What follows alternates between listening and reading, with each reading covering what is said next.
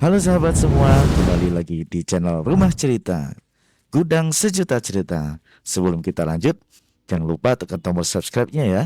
Karena dengan menekan tombol subscribe, Mimin jadi semangat dan bisa update lebih banyak. Terima kasih yang sudah subscribe, selamat mendengarkan. Yuki terbangun di awal pagi, masih enggan membuka matanya karena berjaga-jaga takut Aslan memeluknya lagi. Tetapi rasanya ada yang berbeda kali ini, tak ada kehangatan seperti 2 hari yang lalu menyambut bangun tidurnya. Yuki akhirnya membuka kelopak matanya dan mendapati dirinya tengah sendirian. Yuki pun mulai duduk, menengok ke kanan dan ke kiri tak ada siapapun selain dirinya. Shika, kenapa sepertinya aku sangat ingin dia ada di sini? Yuki jadi kesal sendiri. Hafs. Sambil menghela napas dia mengingat sesuatu, semalam Yuki seperti melihat sosok Aslan masuk ke dalam kamar itu.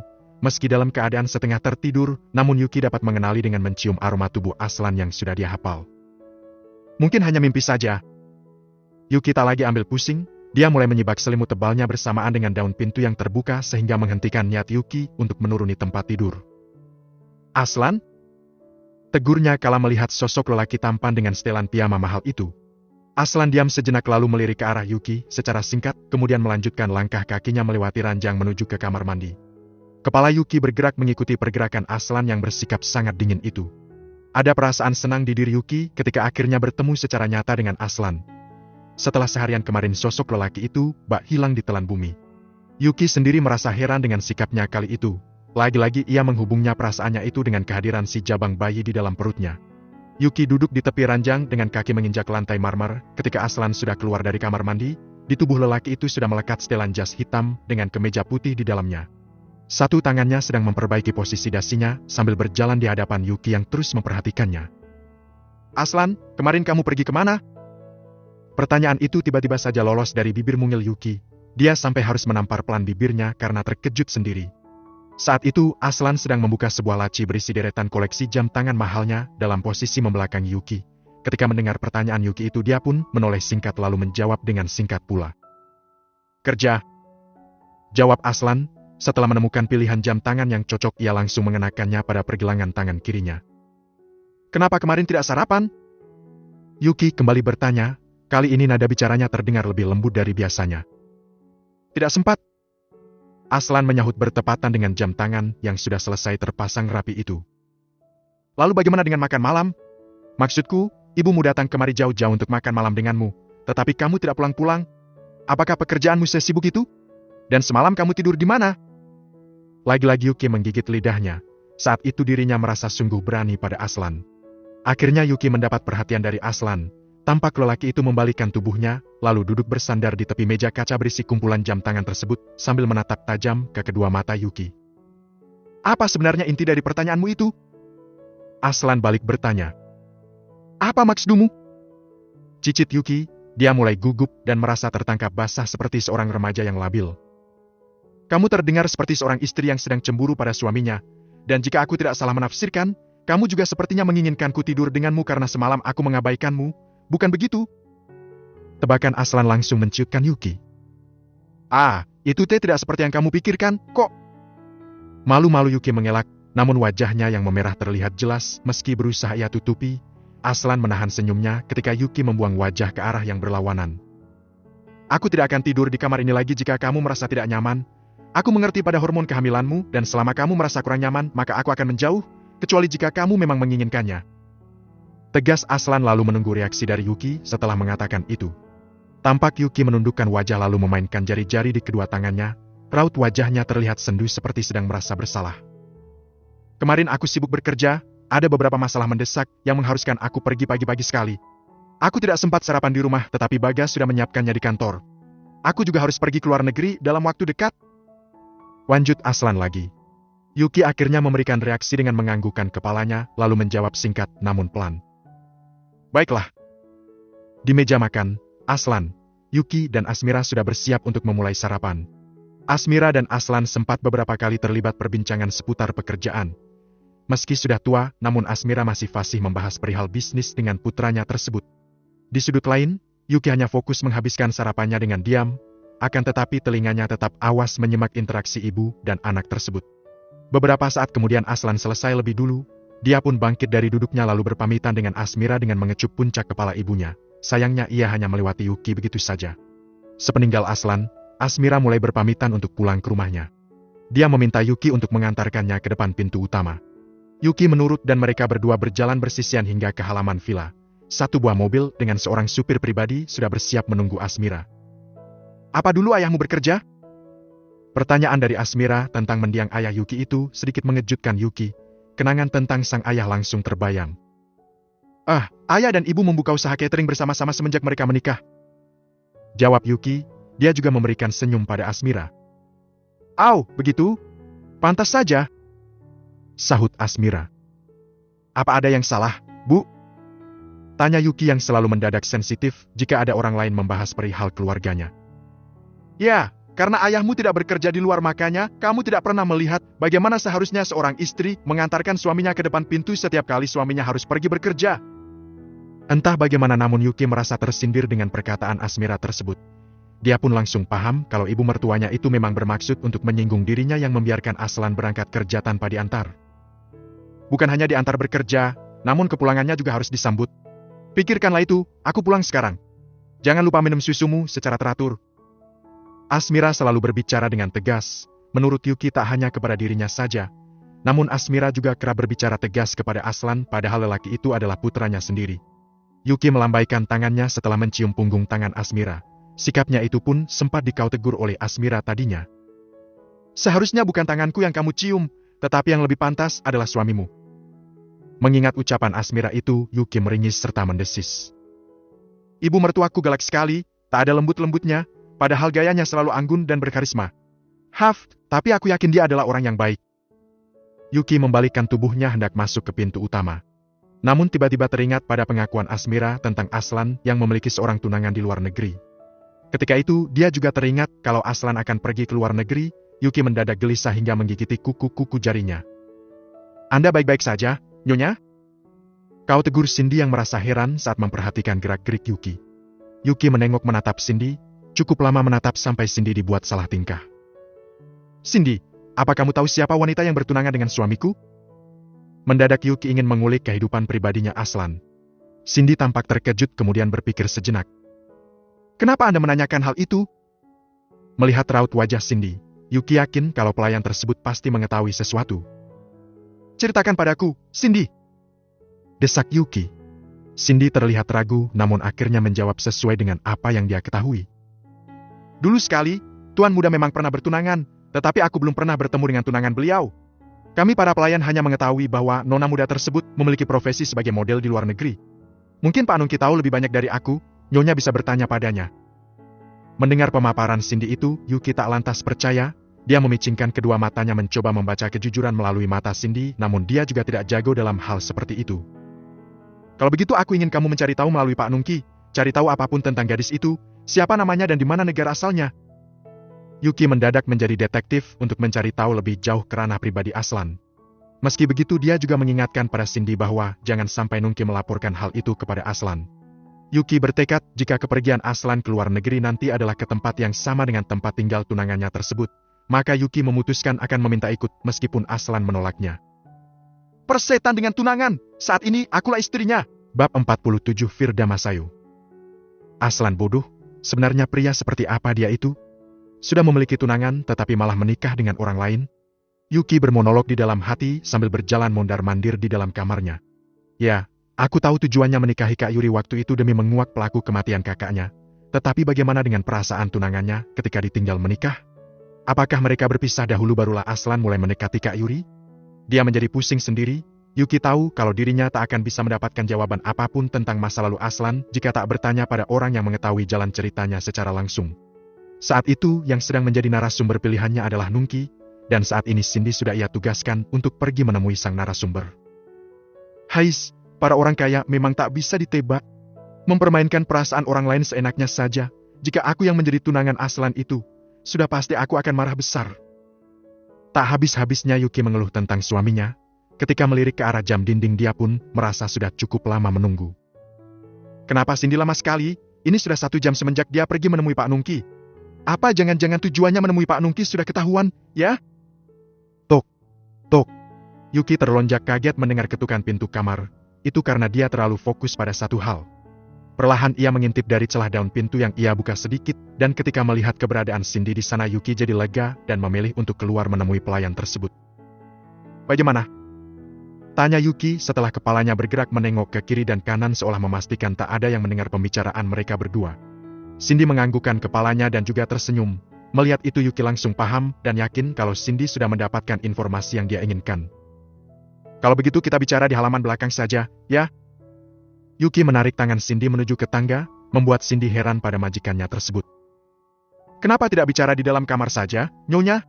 Apa Anda tidak lelah berjalan kaki ke halaman belakang?" Cindy khawatir saja karena bangunan villa tersebut sangatlah luas. Yuki menghentikan langkahnya sejenak dan menoleh ke arah kamarnya. "Aku tidak ingin Aslan mendengar pembicaraan kita, karena di dalam kamar itu ada CCTV-nya. Benarkah?" Cindy mengerutkan kedua alisnya. Seingatnya tuan muda itu tidak pernah meletakkan kamera pengintai tersebut di dalam setiap kamar pribadi, termasuk di ruang kerja juga. "Apa mungkin baru saja dipasang, ya?" tanya Cindy di dalam hati. Mereka berdua saat ini sudah berada di halaman belakang villa yang lokasinya dekat dengan menara. Terdapat tiba buah gazebo berbentuk bundar dengan jarak yang tak terlalu jauh di antara ketiganya. Di setiap gazebo dilengkapi dengan sofa-sofa bundar berwarna putih kombinasi coklat. Yuki dan Cindy duduk di salah satu gazebo yang paling dekat untuk dijangkau. Setelah sudah merasa nyaman serta aman dari jangkauan kamera CCTV, barulah Yuki memulai menginterogasi Cindy. "Baiklah, jadi apa saja informasi yang kamu dapatkan dari Pak Nungki?" tanya Yuki dengan mimik seriusnya. Dengan segera Cindy melaporkan hasil pekerjaannya. "Aku sudah mendapatkan beberapa informasi seperti yang Anda inginkan, Nyonya. Di antaranya mengenai wanita yang dulu menjadi tunangan tuan muda. Dia bernama Firda Masayu." Mendengar nama wanita itu, Yuki cukup terpukau dan malah memujinya di dalam hati. Dari namanya saja sudah cantik sekali, bagaimana aslinya, ya? Nona Firda saat ini berusia 27 tahun, 1 tahun lebih muda dari tuan muda. Beliau juga masih aktif menyandang gelar sebagai seorang model di luar negeri. Dan untuk tempat tinggalnya, Pak Nungki memastikan bahwa Nona Firda bertempat tinggal di negara Amerika Serikat dan masih di sana hingga saat ini. Terang Cindy lagi. "Amerika, ya? Yang aku tahu negara itu sangatlah besar dan maju. Orang-orangnya juga sangat tampan dan cantik, serta memiliki otak yang cerdas-cerdas." Tiba-tiba Yuki merasa insecure. Apalah dirinya yang hanya lulusan sekolah menengah atas dan tak memiliki prestasi apapun selain hanya pandai memasak saja. Cindy pun menganggukkan kepala tanda setuju dengan pernyataan tersebut. Terdengar helaan napas dari Yuki, Cindy yang berada di hadapannya itu hanya memperhatikan saja.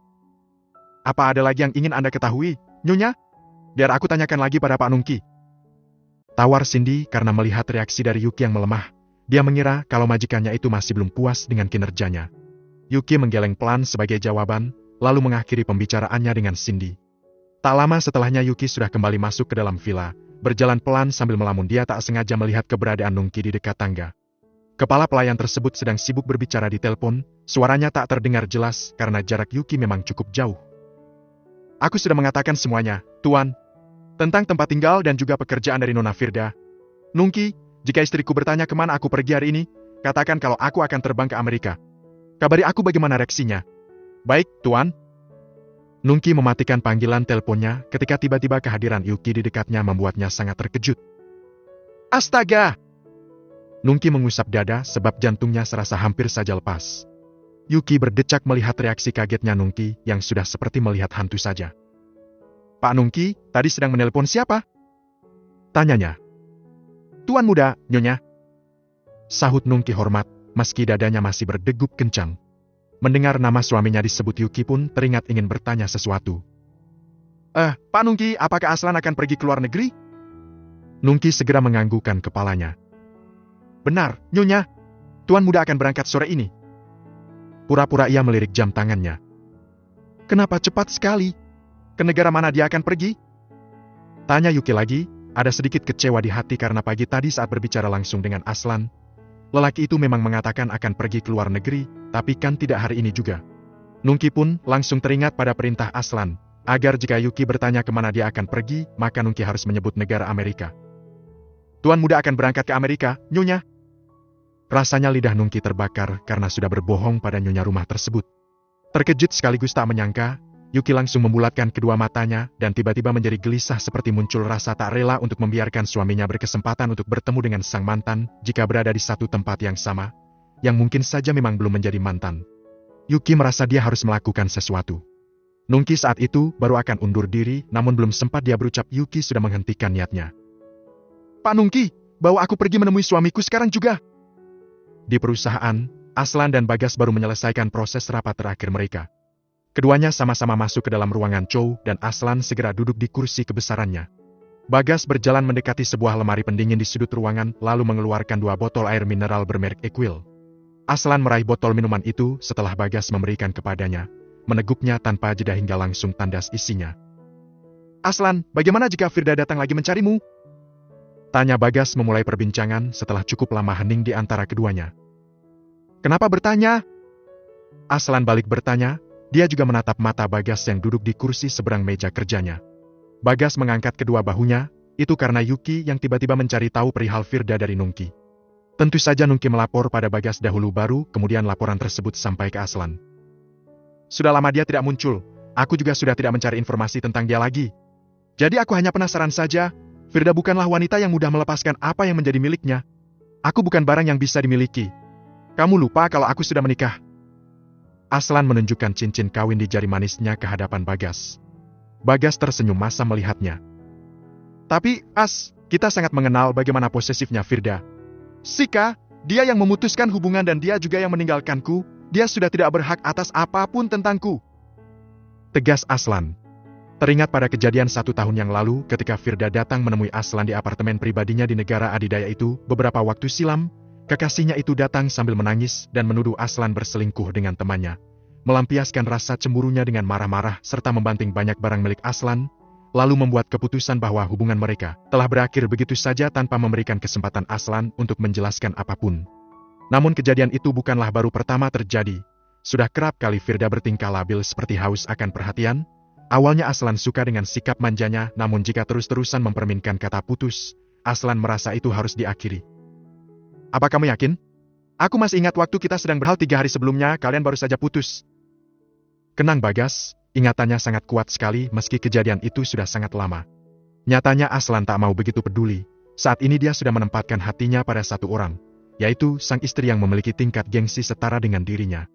Mengingat itu Aslan jadi tersenyum diam-diam, lalu melirik ke sebuah ponsel milik Bagas yang tergeletak di atas meja tepat di tengah-tengah antara dia dan Bagas. Ponsel itu menyala dan muncul sebuah notif pesan singkat dari seseorang yang namanya sangat jelas tertera di sana. Aslanku sayang. Isi pesan pertama. Maafkan aku karena lama tak menghubungimu. Lanjut isi pesan kedua. Aku sedang dalam perjalanan ke Indonesia sekarang. Pesan yang ketiga masuk. I love you. Dengan nama pengirim Feyer DMASSAYU. Rupanya Bagas juga membaca notifikasi pesan yang muncul di ponselnya tersebut dari tempatnya duduk. Sama-sama terkejut baik dia maupun Aslan langsung saling pandang satu sama lain dengan raut yang sama dan terdiam tanpa kata. Apa ku bilang? Bab 48 bukan ke Amerika? Yuki sedang dalam perjalanan menuju ke perusahaan dengan diantar oleh salah satu penjaga villa bernama Bian. Yuki merasa gugup sepanjang perjalanan, namun dikesampingkan karena perasaan memiliki Aslan jauh lebih mendominasi saat itu. Lebih cepat lagi, Bian. Nanti aku tertinggal. Bian melirik ke arah kaca spion tengah. Sejak tadi majikannya itu terus saja memintanya untuk mempercepat laju kendaraan. Anda sepertinya sangat terburu-buru, Nyonya. Tapi maaf aku tidak bisa menambah laju lagi, demi keselamatan Anda. Ini adalah perintah dari Tuan Muda. Jawab Bian sangat profesional. Yuki menghela napasnya, terpaksa mencoba bersabar. Sesekali menengok ke arah jendela mobil untuk mengalihkan pikiran. Akhirnya setelah 20 menit berkendara Bian menghentikan mobilnya. Bangunan perkantoran bertuliskan Amcoop adalah yang paling mencolok dari sekitarnya. Selain tinggi, bentuk bangunan tersebut dikelilingi oleh kaca hampir di seluruh sisinya, sehingga terlihat lebih mewah dan juga estetik. Yuki mendongakkan kepala menatap ke puncak gedung. Ini adalah kali keduanya datang mengunjungi perusahaan tersebut. Masih tak menyangka bahwa Tuhan telah berbaik hati mentakdirkan dia menikah dengan pria kaya raya. Namun saat ini bukan itu yang menjadi fokus utamanya. Silakan, Nyonya. Tuan Bagas sudah menunggu Anda di lobi. Ujar Bian mempersilakan Yuki untuk mengarah ke pintu masuk gedung. Yuki mengiyakan dan tak lupa mengucapkan terima kasih kepada Bian, kemudian mulai melangkah memasuki area lobi. Tak lama ketika dirinya berada di dalam gedung itu, Yuki langsung melihat keberadaan Bagas yang melambaikan tangan ke arahnya. Bagas memberikan senyumannya saat Yuki tersenyum duluan. rasa di hatinya masih sama seperti sebelumnya meski harus menerima kenyataan bahwa gadis di hadapannya itu sudah menjadi milik orang lain. "Kak Bagas," sapa Yuki dengan ceria, dia memegang sebuah tas jinjing berwarna merah dengan merek terkenal. "Hei, selamat datang di perusahaan." Bagas terdengar sangat formal kali itu, membuat Yuki terkekeh geli. Sosok Bagas bagi Yuki juga tak kalah tampannya seperti Aslan. Hanya saja tubuhnya sedikit lebih berisi dan juga tidak setinggi Aslan. Tetapi jika tersenyum wajahnya sangatlah manis. Awalnya Yuki sempat menyukai Bagas karena sikap ramah dan lebih bersahabat yang Bagas tunjukkan padanya. Namun debaran di jantungnya lebih terasa jika dirinya sedang bersama dengan Aslan. "Kakak tahu aku akan datang ke sini?" tanya Yuki sambil berjalan beriringan dengan Bagas. "Tentu saja, semua yang kamu lakukan di villa harus dilaporkan padaku, lalu kulaporkan lagi pada Aslan." Bagas menyahut sambil membawa Yuki memasuki lift. "Kenapa begitu? Siapa yang melaporkan padamu?" Yuki mengerutkan kedua alisnya, cukup merasa aneh setelah baru mengetahui tentang hal seperti itu. "Nungki, alasannya adalah karena villa itu milik Aslan, sehingga apapun harus dilaporkan kepadanya tanpa terkecuali," jawab Bagas santai. Tak lama kemudian pintu lift terbuka dan mereka tiba di lantai paling atas.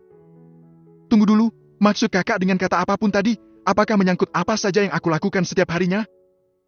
Bagas menganggukkan kepalanya menatap Yuki. "Apapun itu dan setiap menitnya, termasuk juga ketika tadi kamu berbincang dengan pelayan bernama Cindy." Yuki mendadak panik, mulutnya terbuka dan kedua mata membola. "Jadi, Aslan tahu apa yang sudah aku rencanakan? Oh Tuhan, ini sangat memalukan." Rasanya saat itu, Yuki ingin mundur saja dan kembali pulang. Untuk bertemu dengan Aslan rasanya, dia sudah tidak punya muka. Bagas tertawa kecil karena tahu kalau Yuki pasti merasa sangat malu. Setidaknya dia berharap Yuki bisa lebih berhati-hati lagi dalam bersikap, karena di villa itu dinding saja mempunyai telinga. Dan Bagas juga telah mencurigai seseorang di antara para pelayan yang menjadi mata-mata dari Mahardika di dalam villa tersebut. "Tenang saja, tidak semuanya aku sampaikan kepada Aslan. Salah satunya adalah rencanamu yang ingin ikut pergi melakukan perjalanan bisnis bersama kami. Hehehe." Yuki memukul lengan Bagas dengan gemas, wajahnya sudah memerah karena rasa malu. "Aku hanya ingin ikut saja, tidak ada alasan apapun kalau kakak ingin tahu," elaknya. Bagas mengacungkan jempolnya tanda percaya, padahal Aslan telah tahu semuanya. Namun Bagas tentu harus memihak bosnya. Daun pintu ruang Chow dibuka oleh Bagas, ketika masuk ke dalamnya tampak Aslan tengah berdiri sambil berbicara di ponselnya. Tak lama saat menemukan Yuki di sana, Aslan pun mengakhiri panggilan teleponnya. Dia menatap Yuki, gadis remaja yang selalu berwajah pucat karena tak pernah berdandan. Namun itulah nilai lebih dari Yuki yang Aslan sukai. Selalu tampil apa adanya, namun mampu memikat hatinya bahkan semenjak pertama kali melihat Yuki ketika Aslan menikahinya. "Kamu kesini?" Aslan pura-pura tidak tahu akan rencana kedatangan Yuki. Yuki menjadi ragu karena tadi Bagas mengatakan bahwa seluruh kegiatannya di villa selalu dilaporkan kepada Aslan. Namun Bagas juga mengatakan kalau tak semua laporan itu dia sampaikan kepada Aslan, termasuk rencana Yuki yang ingin ikut ke luar negeri. Karena polos, dia pun percaya saja. "Ya, ku dengar kalian akan melakukan perjalanan bisnis ke luar negeri," ucap Yuki ragu-ragu. "Ya, memang benar, kami akan berangkat sebentar lagi," sahut Aslan cepat sambil membuat gerakan seperti mengecek jam tangannya. Di sudut ruangan itu, Bagas yang terus memperhatikan reaksi Aslan langsung memutar kedua bola matanya. Sungguh drama, cibirnya di dalam hati. "Pergi ke negara mana?" tanya Yuki. "Amerika." Aslan menyahut karena sudah tahu apa yang Yuki pikirkan, padahal aslinya mereka hanya akan pergi ke Singapura. Sedangkan Yuki yang merasa jawaban Aslan sesuai dengan informasi yang dibicarakan oleh Nungki. Kini sudah membulatkan tekadnya untuk ikut serta dalam perjalanan bisnis suaminya. Aslan, apakah kamu tahu sesuatu tentang ngidam?" tanya Yuki lagi, membuat Aslan menganggukkan kepalanya. "Itu adalah suatu reaksi dari hormon kehamilan yang dialami oleh wanita hamil seperti keinginan berlebihan pada sesuatu dan tak dapat ditahan, benar bukan?" Dengan wajah bingungnya Yuki membenarkan dengan anggukan kepala sambil membatin. Astaga, jawabannya rinci sekali. Ternyata orang yang berotak cerdas selalu punya jawaban sejelas itu. "Ya, benar, dan saat ini aku sangat ingin ikut denganmu. Boleh kan?" Hei. Yuki sempat menelan ludahnya ketika akan mengutarakan keinginannya tersebut di depan Aslan. Aslan menahan senyumnya. Dia masih ingin mempermainkan istri kecilnya itu. "Tidak boleh, kamu sedang hamil dan dilarang menaiki pesawat," utusnya dengan nada tegas sambil menunjuk ke arah perut Yuki. Mendengar keinginannya ditolak, tentu saja Yuki tak terima begitu saja. Tapi ini adalah keinginan bayimu. Jika tidak dituruti nanti, setelah lahir dia akan meneteskan air liur yang berlebih. Kamu tahu soal itu, kan? Aslan menaikkan kedua alisnya tinggi-tinggi. Tentang hal itu dia sama sekali tidak tahu.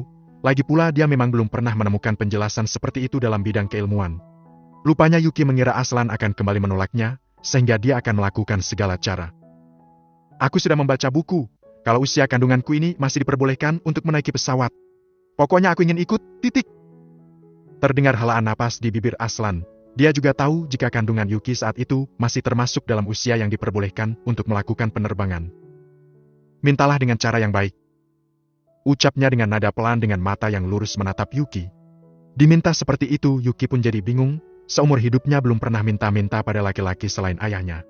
Tapi Yuki tak kehabisan akal. Dia pun melakukan hal yang di luar dugaan, yaitu bergerak maju memangkas jarak dengan tubuh Aslan, lalu bergelayut manja di lengan lelaki itu. Aslan, biarkan aku ikut denganmu, ya. Yuki merengek dengan manja. Sejujurnya dia sendiri juga tak tahu kenapa bisa bersikap seperti itu. Sungguh memalukan. Aslan yang melihat tingkah nakal Yuki pun lantas terbatuk-batuk karena merasa gugup. Sedangkan yang paling kasihan adalah Bagas yang langsung memalingkan wajahnya karena rasa cemburu. Beberapa jam pun berlalu dan Yuki berhasil ikut bersama Aslan dan Bagas keluar negeri. Saat ini mereka bertiga sudah setengah perjalanan di dalam pesawat. Bagas tampak lelah sehingga tertidur padahal perjalanan mereka hanya berlangsung kurang dari 2 jam. Yuki terlihat puas karena berhasil mengikuti suaminya. Namun ada rasa cemas juga karena masih belum tahu apa yang akan dia lakukan ketika nanti benar-benar bertemu dengan mantan tunangan suaminya di sana. Tak berapa lama kemudian terdengar suara pemberitahuan dari pilot bahwa pesawat akan mendarat dalam hitungan menit dari sekarang. Yuki yang mendengar itu mulai kaget dan juga bingung, karena menurut yang dia tahu perjalanan ke negara Amerika itu akan memakan waktu belasan jam lamanya. Tetapi saat itu kenapa cepat sekali, padahal dia merasa tidak tertidur sehingga tak melewatkan 1 detik pun. Masih dalam rasa kebingungan itu, Yuki tak sadar kalau Aslan telah membantu melepaskan sabuk pengamannya. Lelaki itu juga membantunya berdiri dan menuntunnya sampai menuruni pesawat. Ketika berjalan di area bandara, Aslan terus menggandeng tangan Yuki dengan erat karena Yuki terlihat sedang tidak fokus semenjak sebelum mereka menuruni pesawat tadi. Apalagi saat Yuki melihat banyaknya tulisan Singapura di setiap sudut bandara tersebut. Cukup lama hingga ia baru tersadar. Singapura? Yuki bergumam sambil membaca tulisan di dinding yang mereka melewati. Ada apa? Tanya Aslan. Dia yakin sudah berhasil mengerja Yuki. Tampak Yuki mendongak menatap Aslan yang berjalan di sebelah kanannya itu. Apa saat ini kita sedang berada di Singapura? Aslan mengganggukan kepalanya. Bukankah katamu kita akan pergi ke Amerika? Cicit Yuki. Tidak jadi, pekerjaanku memang di sini dulu, ke Amerikanya nanti saja. Yuki jadi kesal sendiri, kenapa aku merasa seperti sedang dikerjai olehnya? Gerutunya di dalam hati. Kalau begini artinya Yuki tak jadi bertemu dengan Firda, meski begitu dia jadi sedikit lega. Walau berniat untuk menjaga Aslan untuk tidak bertemu dengan mantan tunangannya tersebut, pada kenyataannya Yuki juga memang belum siap untuk bertemu langsung, dia hanya modal nekat saja. Setelah melakukan perjalanan lagi dengan mobil, akhirnya mereka tiba di sebuah hotel berbintang. Ruangan yang dipesan Aslan tak main-main sesuai dengan profesinya sebagai pemilik 2 perusahaan sekaligus. Aku akan keluar sebentar bersama Bagas untuk melakukan rapat. Pelayan hotel akan mengantarkan makan malam untukmu di sini, jadi tidak usah mencari keluar. Ucap Aslan yang sudah bersiap pergi. Apa pergimu lama? Tanya Yuki dengan tatapan sendu. Sepertinya dia takut Aslan akan meninggalkannya di negara orang. Aslan tersenyum melihat raut wajah Yuki. Satu tangannya terangkat, lalu mengusap lembut puncak kepala istrinya itu. Mungkin akan memakan waktu selama 3 jam, tidak usah menungguku. Jika mengantuk langsung tidur saja. Aku pergi sekarang. Mau tak mau Yuki mengangguk saja. Tidak mungkin dia menghalangi pekerjaan Aslan apalagi berniat untuk ikut. Tenaganya juga sudah terkuras seharian ini sehingga membuat Yuki merasa mudah lelah dalam keadaan mengandung seperti itu. Waktu makan malam pun tiba. Seorang pelayan hotel sudah datang mengantarkan menu pesanan dari Aslan untuk Yuki. Steak daging dengan saus jamur, ditambah seporsi dessert dan juga segelas jus buah terlihat sangat menggiurkan di lidah Yuki. Makan sendirian tidak buruk juga. Gumam Yuki setelah merasa kenyang, dia sudah menghabiskan seluruh menu tanpa tersisa. Dengan rasa kenyang itu mendadak rasa kantuk menghinggapi dirinya, Yuki menguap lebar sambil melihat ke arah jam dinding yang baru menunjukkan pukul 8 malam. Dia mengecek ponselnya namun tidak muncul signal, mungkin karena kartunya adalah kartu lokal atau karena ponselnya yang sudah jadul. Yuki memutuskan untuk mendekat ke jendela kaca. Pemandangan lampu di malam hari sangatlah memukau karena belum pernah ia lihat ketika berada di ibu kota. Kalau aku minta jalan-jalan, kira-kira Aslan mau tidak ya? Hoam. Yuki terus menguap sampai kedua matanya berair. Dia sudah tak sanggup lagi menahan kantuk yang semakin mengusai. Akhirnya hanya dengan mengenakan jubah mandi karena tak sempat berganti pakaian, Yuki mulai naik ke atas tempat tidur dan langsung hanyut ke alam mimpi. Tepat pada pukul 12 malam barulah Aslan kembali dari pekerjaan menutupi beberapa bagian yang terlihat. Setelahnya Aslan memilih untuk mandi demi menyegarkan pikirannya yang sudah mulai kemana-mana. Aslan menghabiskan waktu 1 jam lamanya di dalam kamar mandi, entah apa yang dia lakukan di dalam sana. Selesai dengan ritual mandinya itu, Aslan kembali mendekati tempat tidur, melihat wajah lelap Yuki membuatnya tersenyum manis. Dengan gerakan pelan Aslan naik ke atas ranjang, lalu mulai menarik tubuh Yuki dan tertidur dengan saling berpelukan. Bab 49 mulai saling terbuka. Di pagi kali ini, yang lebih dulu terbangun dari tidur adalah Aslan. Dia pandangi wajah damai Yuki yang masih berada dalam pelukannya. Cukup lama ia mengamati satu persatu dari sudut di wajah mungil itu, mulai dari kedua mata yang terpejam, lalu turun ke hidung dan berakhir pada bibir merah ranum yang sedikit berisi. Dengan tersenyum Aslan membelai pipi yang sudah mulai cabi itu, tak lama kemudian yang punya pipi pun mulai terusik sampai terbangun dari tidurnya. Ketika kelopak mata bulat itu terbuka perlahan, pertemuan mata di antara keduanya tak dapat terelakkan. Karena merasa terkejut Yuki lantas bergerak mundur menjauh, namun dengan sigap Aslan menahan punggung belakangnya, sehingga mau tak mau Yuki harus kembali terperangkap ke dalam kehangatan dari tubuh Aslan. Jangan menghindar lagi. Yuki menelan ludah mendengar ucapan Aslan. Wajah Aslan terlihat tetap tampan meski dalam keadaan baru bangun tidur, dan itu membuatnya tidak percaya diri. Yuki yakin pada saat itu wajahnya sendiri pastilah sangat berantakan. Aku ingin mencuci wajahku, jangan melihatku seperti ini. Cicit Yuki yang sudah sangat malu. Sebab mata Aslan begitu tajam menembus jantungnya, tahu sendiri kan bagaimana berantakannya wajah kita jika baru saja terbangun dari tidur semalaman? Karena itu Yuki pun bergerak menyembunyikan wajahnya semakin masuk ke pelukan Aslan. Namun lelaki itu malah meraih dagu lancipnya sehingga wajahnya kembali terangkat. Aku tak keberatan, mau seperti apapun penampilanmu, tetaplah seperti ini, sebentar saja. Yuki terdiam sekaligus terpana. Nada bicara Aslan saat itu sangatlah lembut dan membuat hatinya yang polos itu jadi tersentuh juga. Sial! Sayal! Kenapa dadaku jadi terasa sesak begini? Yuki merutuki kegugupannya. Lalu tanpa aba-aba Aslan malah mengecup keningnya. Sentuhan dari bibir itu langsung menyetrum seluruh tubuh Yuki dan membuat reaksi gelenyar aneh yang mulai terasa, perasaan yang belum pernah Yuki rasakan sebelumnya. Rasa itu muncul dari dalam hatinya. Semakin dia mencoba memahami, semakin dia sadar kalau ternyata Yuki sudah jatuh hati pada suaminya sendiri. Di saat yang bersamaan dengan kesadaran akan perasaan Yuki terhadap Aslan, suaminya itu pun melayangkan perkataan yang membuat hati Yuki berbunga-bunga. Yuki, aku rasa, aku sudah jatuh cinta padamu. Kamar hotel yang ditempati oleh Aslan dan Yuki itu memiliki beberapa ruangan di dalamnya. Totalnya ada 3 dan salah satunya adalah ruangan yang digunakan oleh mereka untuk beristirahat. Ruang lainnya berisi kolam renang dan satunya lagi berisi meja panjang dengan beberapa kursi eksklusif mirip seperti ruang untuk rapat. Saat ini Aslan tengah berjalan menuju ke ruangan rapat tersebut dan sudah ada Bagas di dalamnya. Ketika melewati Yuki yang sedang duduk di sebuah sofa tunggal, keduanya pun saling tengok, namun Yuki segera memutusnya dengan menundukkan wajah. Aslan tersenyum lucu melihatnya dan terus melanjutkan langkah kakinya. Yuki masih malu setelah Aslan membuat pengakuan pada perasaannya terhadap Yuki. Meski begitu Yuki tak bisa berhenti untuk tersenyum. Waktu pun berlalu hingga hampir siang, Yuki memperhatikan Aslan dari kejauhan karena pintu ruangannya memang tidak ditutup. Sepertinya mereka berdua serius sekali, apa masih lama, ya? Hanya duduk diam dengan membuka beberapa majalah moda, Yuki akhirnya bosan juga. Dia mulai beranjak dari duduknya, membawa kakinya melangkah menuju ke ruangan terakhir. Pintu yang tertutup itu dibuka oleh Yuki, terlihatlah sebuah kolam renang yang cukup besar, dan seketika itu Yuki langsung bersemangat ingin membasahi tubuhnya.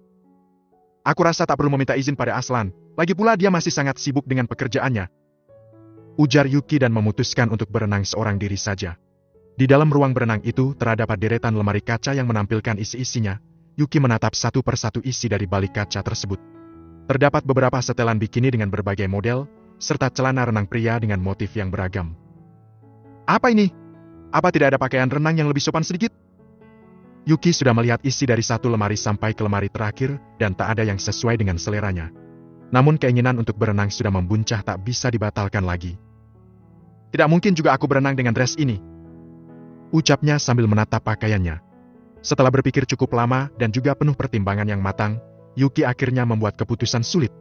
Untuk sejenak, ia mengintip di balik pintu untuk memperhatikan sekitar, Jaga-jaga jika saja Aslan sudah selesai rapatnya bersama Bagas dan malah datang menyusuannya ke ruangan renang tersebut. Wajahnya karena keindahan itu sangatlah mempengaruhi pikirannya.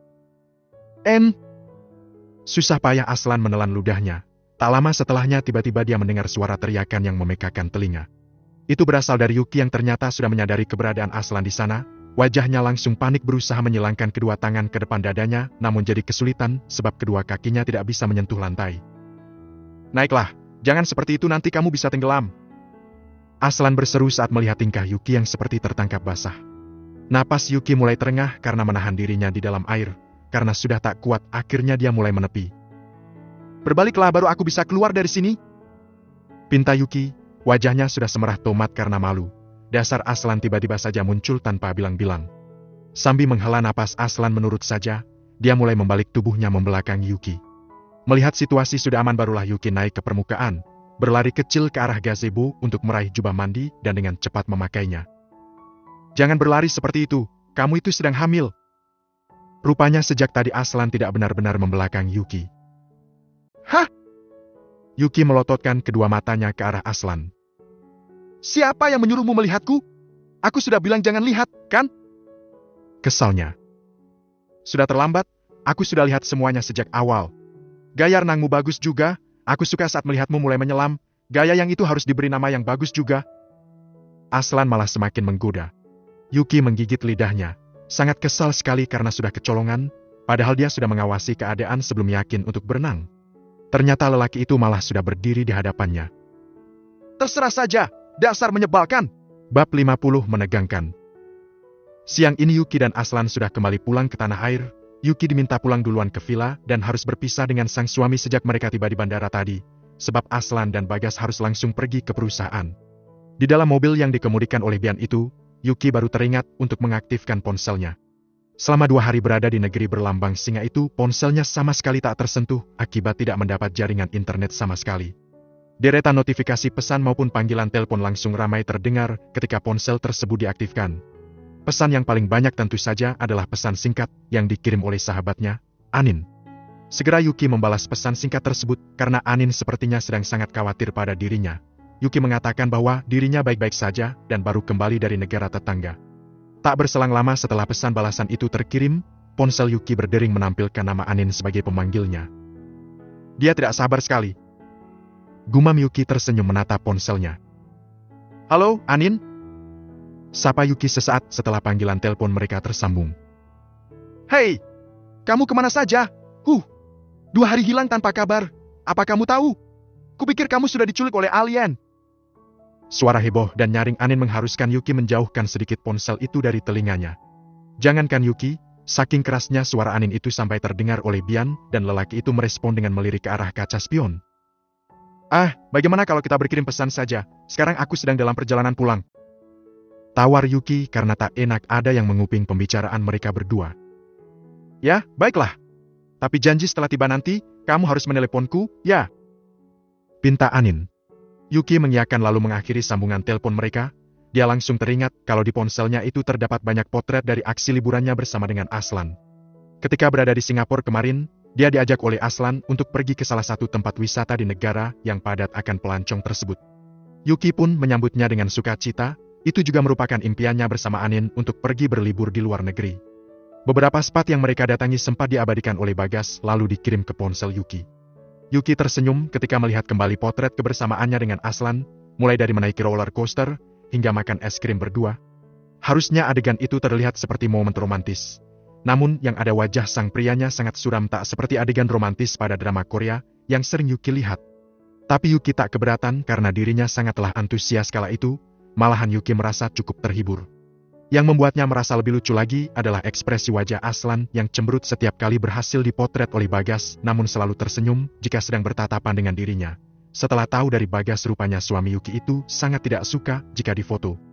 Setelah mengirimkan beberapa potret liburannya kepada Anin, Yuki yang merasa lelah itu memilih untuk menyandarkan kepalanya dan langsung terlelap.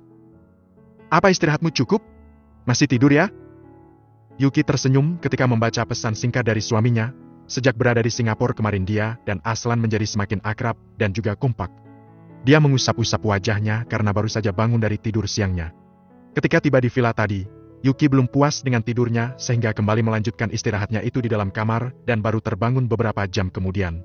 Melirik sejenak ke arah jam dinding, ternyata sudah pukul 3 sore. Tidurku lama juga? Gumamnya, lalu beralih lagi ke layar ponsel dan mulai berbalas pesan dengan Aslan. Sore itu Yuki memutuskan untuk memasak, karena tadi Aslan mengatakan kalau dirinya ingin memakan masakan buatan Yuki lagi. Yuki pun jadi bersemangat, seiring dengan debaran jantungnya yang semakin menjadi saja setiap kali dirinya membayangkan wajah suaminya. Senyuman itu menular pada Cindy dan membuat pelayan tersebut menjadi penasaran. Sambil membantu majikannya itu di bagian memotong sayur-sayuran, Cindy berniat untuk menggoda. Sepertinya Nyonya sedang bahagia sekali setelah pulang dari liburan. Apakah Tuan Muda telah menunjukkan sisi romantisnya? Cindy pun langsung mendapat lirikan malu-malu dari Yuki. Susah payah Yuki menahan bibir tipis itu agar bisa berhenti tersenyum. Itu tidak seperti yang kamu pikirkan, Cindy. Sudah cepat bantu saja, sedikit lagi semuanya selesai. Ucap Yuki mengelak. Cindy langsung tergelak meski susah payah ia menahannya, takut dianggap tidak sopan jika terlihat terlalu akrab dengan nyonya rumah. Tepat pada pukul 6 sore akhirnya Yuki selesai dengan tugasnya. Seperti biasa dirinya tak hanya memasak satu menu melainkan 3 menu sekaligus. Puas dengan rasa dan juga tampilan yang sempurna, Yuki beranjak menuju ke kamarnya untuk membersihkan diri karena di tubuhnya hingga ke rambut juga sudah menempel aroma dari masakan yang dia buat. Tak sabar rasanya Yuki menunggu Aslan pulang dan mencicipi masakannya, berharap pujian keluar dari bibir sang suami. Dia juga berniat untuk sedikit berdandan untuk menyambut kepulangan suaminya nanti. Pukul 6:30, Yuki sudah berdiri di depan pintu masuk bagian dalam, bersiap menanti Aslan dengan wajah yang lebih cerah dari biasanya. Wajah cantik Yuki menjadi lebih berwarna hanya dengan olesan lip gloss berwarna cherry di bibir tipisnya. Memang sudah cantik dari sananya, jadi tidak perlu berdandan maksimal. Maaf, Nyonya. Ada seorang tamu yang datang, katanya sudah membuat janji dengan Tuan Muda. Tiba-tiba Bian menghampiri Yuki. Siapa? Tanya Yuki, keningnya sedikit mengernyit. Di saat seperti itu kenapa malah ada tamu? Mana waktu makan malam sudah tinggal hitungan menit lagi. Yang lebih membuatnya jadi bingung adalah menu masakan sederhana yang dibuatnya itu sangat tak mungkin untuk dihidangkan kepada tamu. Bian sedikit berdehem sebelum menjawab, ada keraguan karena takut pada reaksi Yuki. Seorang wanita, Nyonya? Kening Yuki semakin mengernyit dalam, tapi penasaran juga siapa wanita yang menjadi tamu mereka itu. Karena Bian mengatakan bahwa tamu tersebut telah membuat janji dengan Aslan, maka tidak mungkin Yuki menolaknya. Dia hanya tak percaya diri saja dengan menu masakannya. Persilakan saja dia masuk. Baik, Nyonya. Jawab Bian lalu mundur beberapa langkah dan mulai membuka daun pintu tersebut. Muncullah seorang wanita dengan rambut kemerahan serta kulit putih yang begitu bersinar. Gaun yang dikenakannya sangat seksi dengan punggung yang terbuka. Tak hanya itu sempurna itu, sama sekali tak punya celah. Namun siapakah dia? Hai, kamu pasti istrinya Aslan ya? Perkenalkan, aku adalah Firda, tunangan aslinya. Kedua mata Yuki langsung membola, ada rasa terkejut sekaligus tak percaya pada apa yang dia lihat. Padahal kemarin dirinya lah yang akan mendatangi wanita bernama Firda, namun sekarang malah dia yang didatangi. Firda tersenyum lebar, bibirnya terlihat lebih tebal seperti disuntik silikon dan semakin seksi ketika dipolesi dengan lipstik berwarna merah. Dia sangat cantik, dan Yuki mengakuinya. Tapi pertanyaannya adalah mengapa Firda datang ke sana. Meski begitu, Yuki harus menunjukkan posisinya. Ya, aku adalah istrinya Aslan. Aku pernah mendengarmu sebelumnya. Jawab Yuki bersikap biasa saja, padahal dadanya sedang bergemuruh. Bagaimana tidak, di hadapannya itu merupakan mantan dari suaminya yang mungkin belum resmi menjadi mantan. Firda tertawa mendengar kalau ada yang menceritakan dirinya kepada istri Aslan. Ah, aku jadi tidak enak padamu. Pasti Aslan kan yang bercerita tentang diriku. Dia itu memang susah sekali melupakanku, padahal aku sudah meninggalkannya cukup lama untuk mengejar karirku, tapi dia malah tak pernah ingin meninggalkanku. Sahutnya percaya diri, tangan kirinya terus terangkat karena sebuah tas mewah menyangkut di pergelangan sikunya. Yuki mulai bisa membaca situasi, bahwa Firda sedang ingin bersaing dengannya. Yuki jadi semakin yakin kalau Aslan memang belum benar-benar mengakhiri hubungannya dengan wanita cantik di depannya itu. Sebenarnya, aku mendengar cerita tentangmu melalui pelayanku. Jawaban dari Yuki itu membuat Firda akhirnya mendengus serta tersenyum masam. Mendadak hatinya jadi kesal, boleh juga bocah kecil ini. Batinnya pun merasa tertantang pada sikap Yuki. Di saat yang bersamaan ternyata Aslan muncul bersama Bagas di belakang Firda. Yuki langsung melihat ke arah Aslan yang menyadari kehadiran Firda ketika lelaki itu berada di ambang pintu. Namun reaksi Aslan yang biasa saja saat melihat Firda sedikit mengecewakan Yuki, begitu juga pada reaksi Bagas ketika Yuki sempat melirik ke arahnya. Rupanya Aslan sudah tahu kalau Firda akan datang. apa memang benar apa yang Firda katakan tadi, bahwa dia dan Aslan memang telah membuat janji? Gumam Yuki di dalam hati, dia pun mendadak menjadi pendiam. Bab 51, Yuki vs Firda. Hani, kamu sudah datang? Firda dengan tak tahu malunya langsung melompat ke dalam pelukan Aslan, sedangkan Yuki dengan mulut yang terkunci hanya bisa menatap sambil membesarkan kedua matanya.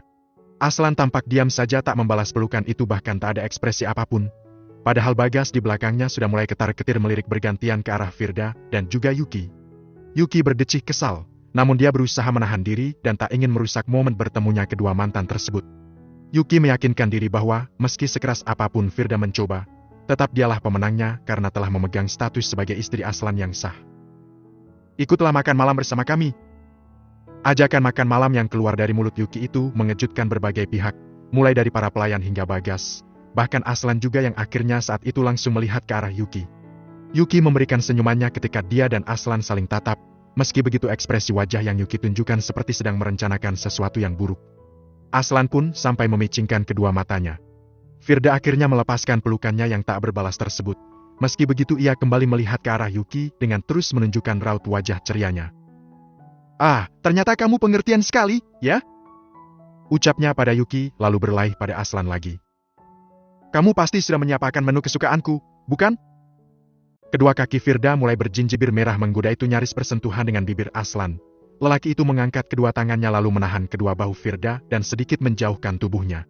Apa-apaan mereka itu? Yuki sudah sangat kesal seperti sedang cemburu. Cemburu? Batinnya mengelak.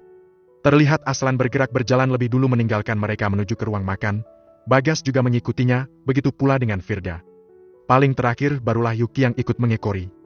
Ketika Yuki tiba di meja makan, Aslan dan Bagas sudah duduk di tempatnya masing-masing. Sedangkan Firda terlihat syok dan terdiam menatap beberapa menu di atas meja sambil berdiri. Wajahnya pun sangat menunjukkan rasa seperti jijik.